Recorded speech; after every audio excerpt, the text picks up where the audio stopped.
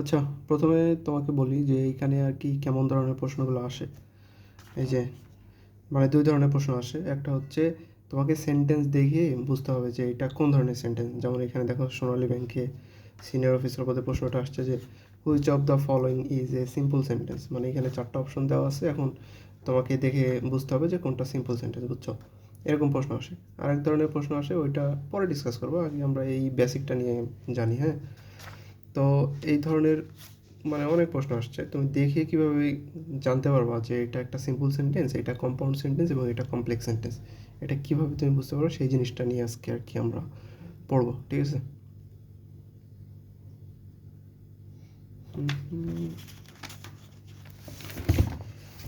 So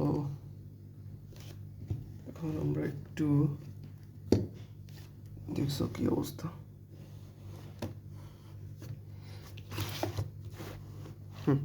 এরকম হবে। আচ্ছা, সো তোমাকে দেখো টপিকের নাম লিখে রাখি।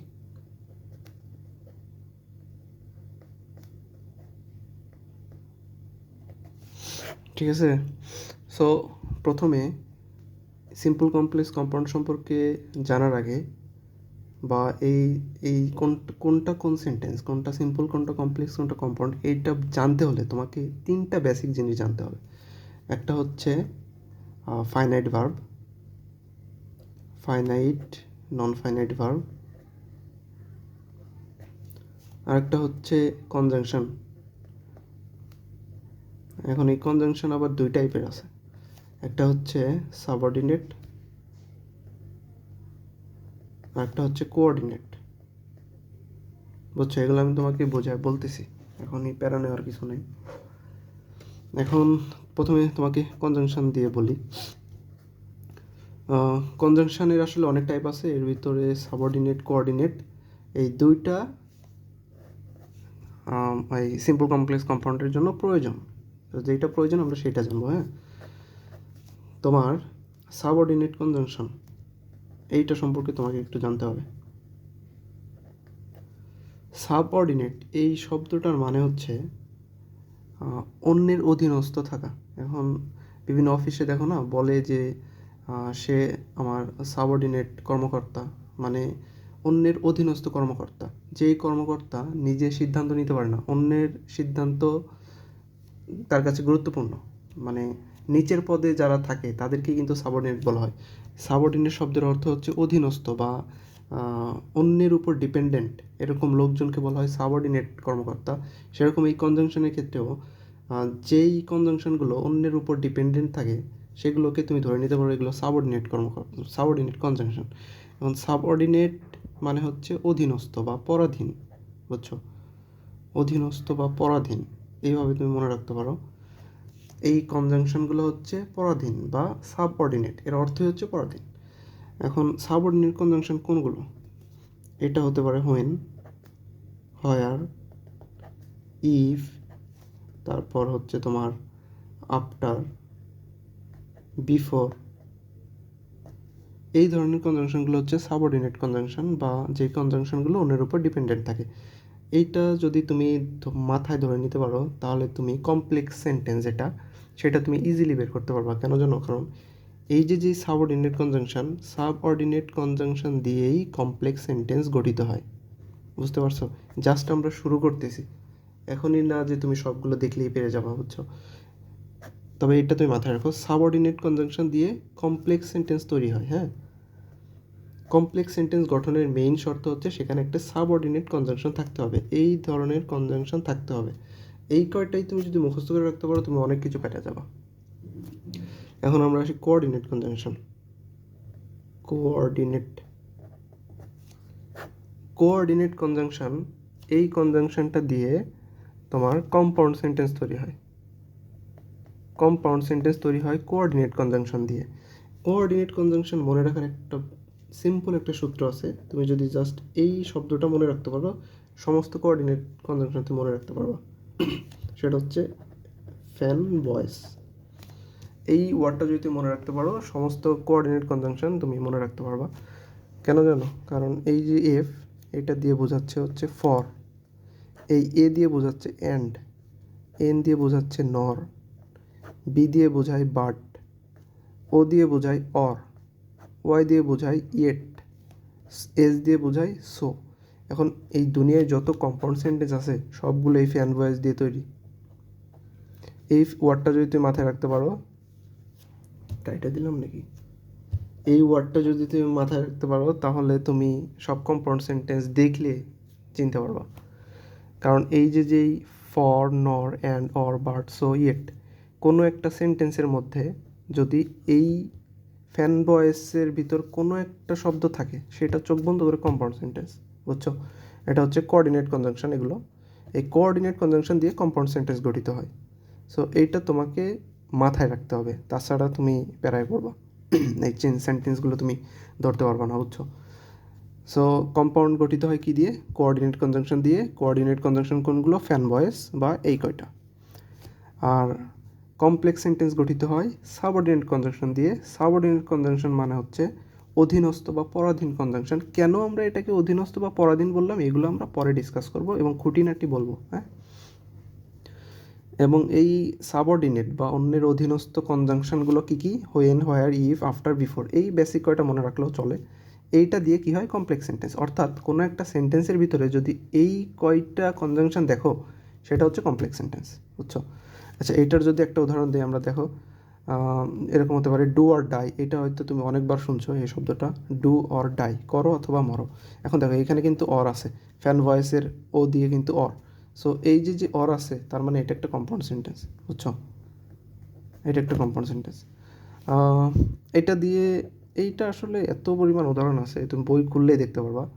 যেমন আমি যদি বলি if it rains I will stay at home.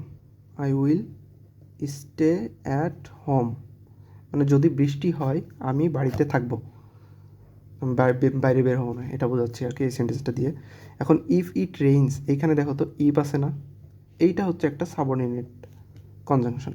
কেন এটা সাবঅর্ডিনেট কনজাংশন আমরা একটু পরে বলতেছি, কিন্তু আপাতত তুমি এটা জেনে রাখো যে এটা একটা সাবঅর্ডিনেট কনজাংশন। আর সাবঅর্ডিনেট কনজাংশন দিয়ে কমপ্লেক্স সেন্টেন্স গঠিত হয়, যার কারণে এই সেন্টেন্সটা একটা কমপ্লেক্স সেন্টেন্স। আমি আশা করি তুমি এই বেসিকটা তুমি ধরতে পারছো। এটা যদি ধরতে পারো তোমার মনে করো তুমি 60% তোমার কমপ্লিট। আচ্ছা, এখন যেইটা একটু টাফ হবে, সব কি দেখা যাইতেছে নাকি এমনি বলতেছি? দেখা তো যাওয়ার কথা। যেইটা একটু তুলনামূলক টাফ হবে সেটা হচ্ছে ফাইনাইট নন ফাইনাইট। যেহেতু তুমি ইংরেজিতে একটু কাঁচা, আমার মনে হয় যে এটা একটু কঠিন হবে। সো এটা নিয়ে একটু আলোচনা করি, হ্যাঁ।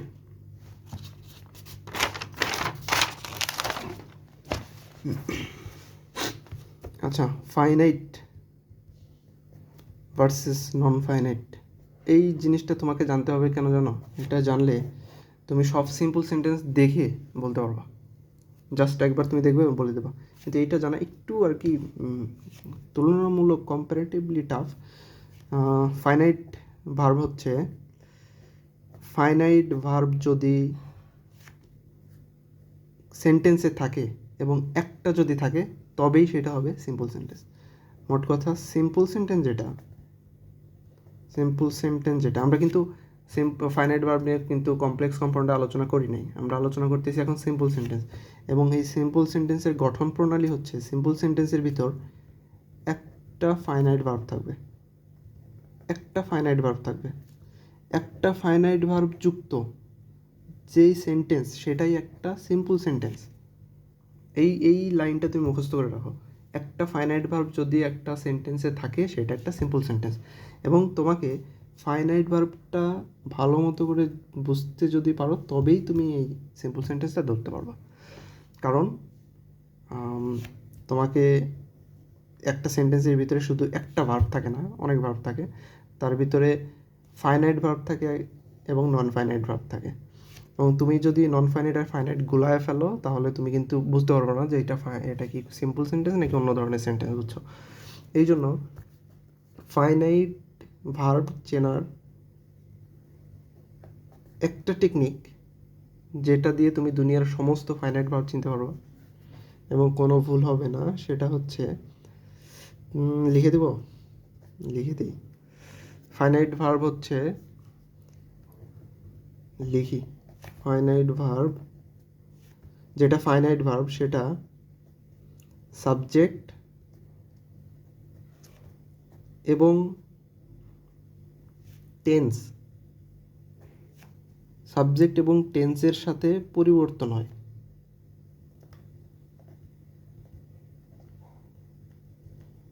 এই লাইনটা তোমার কাছে একটু টাফ মনে হচ্ছে, কিন্তু এটা একদমই সিম্পল।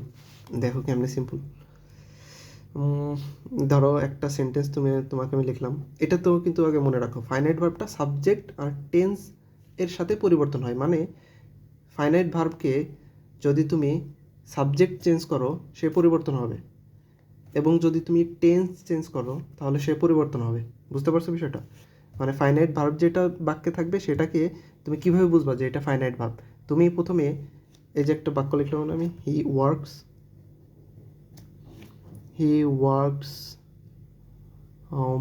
কোথায় কাজ করে?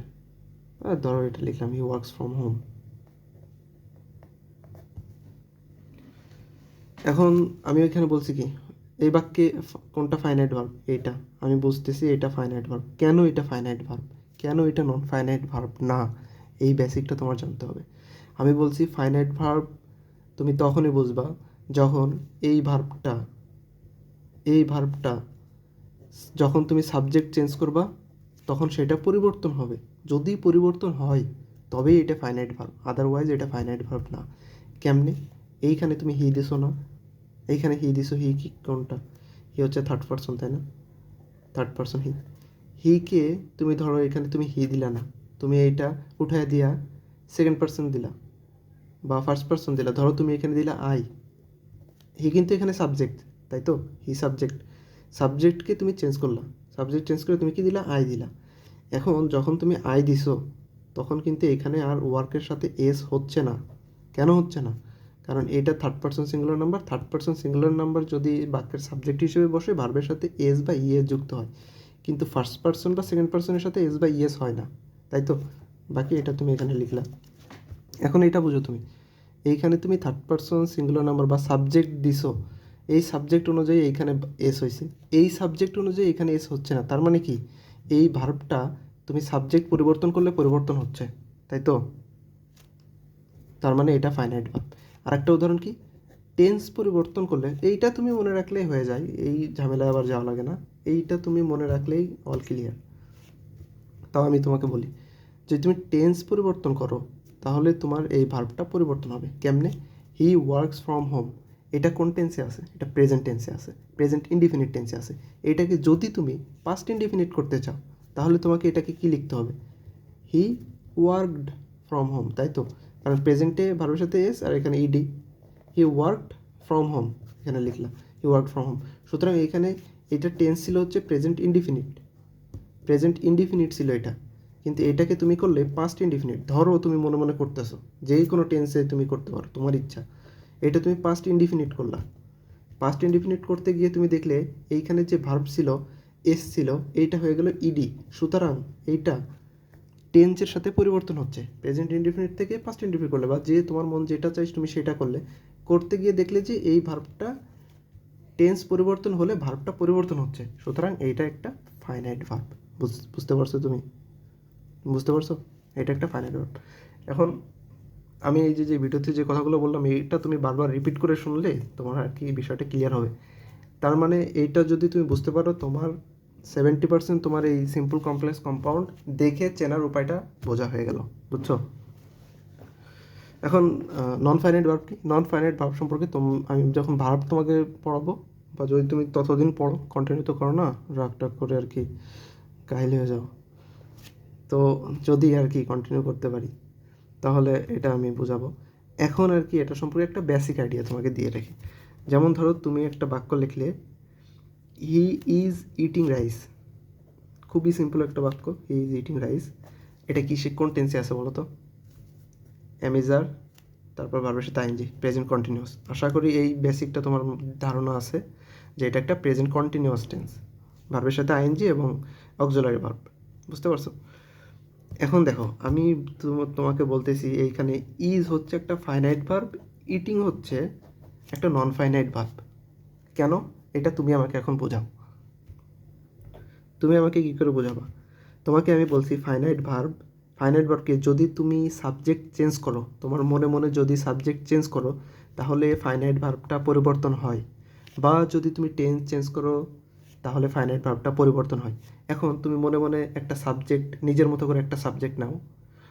ধরো তুমি এখানে হি না নিয়ে তুমি আই নিলা, তোমার ইচ্ছা মতো একটা নাও। তুমি দে নিলা, আই নিলা, বা দে নিলা, যেইটা তোমার ইচ্ছা তুমি নাও। ধরো তুমি আই নিছো। এখন তুমি আই যদি নাও, তুমি কি এইখানে আই ইজ ইটিং রাইস লিখতে পারবা? জীবনও লিখতে পারবো না। কেন? আয়ের সাথে ইজ হয় না, এম হয়। Basic fundamental. আয়ের সাথে কখনো ইজ হয় না, এম হয়। I am eating eating rice. এখন মজাটা দেখো, তুমি কিন্তু এইখানে ইজ চেঞ্জ করে এম লিখছো, তাই না? চেঞ্জ হয়ে গেছে, কিন্তু তুমি সাবজেক্ট চেঞ্জ করছো, ভার্বটা কিন্তু চেঞ্জ হয়েছে। যেহেতু এটা চেঞ্জ হয়েছে, এটা ফাইনাইট ভার্ব। এটা কি চেঞ্জ হয়েছে? এটা কিন্তু চেঞ্জ হয় নাই। কেন চেঞ্জ হয় নাই? কারণ এইটা প্রেজেন্ট কন্টিনিউয়াস টেন্স, এইটাও প্রেজেন্ট কন্টিনিউয়াস টেন্স। এই প্রেজেন্ট কন্টিনিউয়াসের গঠনের শর্ত হচ্ছে সাবজেক্ট, অক্সিলারি ভার্ব এবং এরপরে যে মেইন ভার্ব বলবে তার সাথে আইএনজি। এইটাও যেহেতু প্রেজেন্ট কন্টিনিউয়াস টেন্স, এইটাও অক্সিলারি ভার্ব, এরপরে যে মেইন ভার্বটা আসবে তার সাথে আইএনজি। সুতরাং তুমি সাবজেক্ট চেঞ্জ করলে এইখানে যে ভার্বটা ছিল সেটা কিন্তু চেঞ্জ হয়েছে, সুতরাং এটা ফাইনাইট ভার্ব। এইখানে যে ভার্বটা ছিল সেটা কিন্তু চেঞ্জ হয় নাই, সুতরাং এটা নন ফাইনাইট ভার্ব। বুঝতে পারছো? এইটা হচ্ছে একদম ভিতরের ফান্ডামেন্টাল। অনেকেই ফাইনাইট ভার্বকে নন ফাইনাইট ভার্ব এত উপর দিয়ে ভাষা বোঝায়, যেটা আর কি তুমি আপাত দৃষ্টিতে সহজ মনে হবে, কিন্তু খুব গভীরভাবে যখন একটা সেন্টেন্স দেখে আইডেন্টিফাই করতে যাবো তখন তুমি পারবে না। এই যে এইটুক যে আমি তোমাকে বোঝালাম, এই এটা কয় মিনিটের ক্লাস হয়ে গেলো? ওরে বাপরে, 16 মিনিট 17 মিনিট হয়ে গেছে। এইটা তুমি আগে খাতায় নোট করো, বা এটা বুঝতে কোথাও অসুবিধা হয়েছে আমাকে তুমি জানাও, পরে আমরা এক্সারসাইজে যাব, ঠিক আছে? এইটুকু। এখনও কিন্তু আমরা সিম্পল কমপ্লেক্স কম্পাউন্ড শুরু করি নাই, জাস্ট তোমাকে আইডিয়া দিলাম। যদি একটু সাম আপ করি, সিম্পল সেন্টেন্সে একটা মাত্র ফাইনাইট ভার্ব থাকবে। একটা সেন্টেন্সের ভিতরে যদি একটা মাত্র ফাইনাইট ভার্ব থাকে তাহলেই সেটা সিম্পল সেন্টেন্স। ফাইনাইট ভার্ব কী করে কি আইডেন্টিফাই করতে হয় সেটাও আমরা শিখলাম। বুঝতে পারছো? সুতরাং এই যে সেন্টেন্স, এটা কিন্তু একটা সিম্পল সেন্টেন্স। কেন বলো তো? কারণ এখানে কিন্তু একটাই ফাইনাইট ভার্ব আছে। এই যে এটা সিম্পল সেন্টেন্স, এটা কিন্তু এখন তুমি জানতে পারছো। এরকম দেখলেই তুমি বুঝতে পারবে, সামনে আরও অনেক ক্লাসে বলবো। আপাতত এই জিনিসগুলো তুমি মাথার ভিতরে গাঁথো। কেমনে তুমি ফাইনাইট ভার্ব বের করবা একটা সেন্টেন্স দেখে, তারপর কোনটা আর কি কোঅর্ডিনেট কনজাংশন, কোনটা সাবঅর্ডিনেট কনজাংশন, তারপর কেমনে কী হলো, এই যে বলছি যে সাবঅর্ডিনেট কনজাংশন দিয়ে কমপ্লেক্স সেন্টেন্স গঠিত হয়, কোঅর্ডিনেট কনজাংশন দিয়ে কম্পাউন্ড সেন্টেন্স গঠিত হয়। ফ্যান ভয়েস মনে রাখলেই সব কোঅর্ডিনেট কনজাংশন শেষ।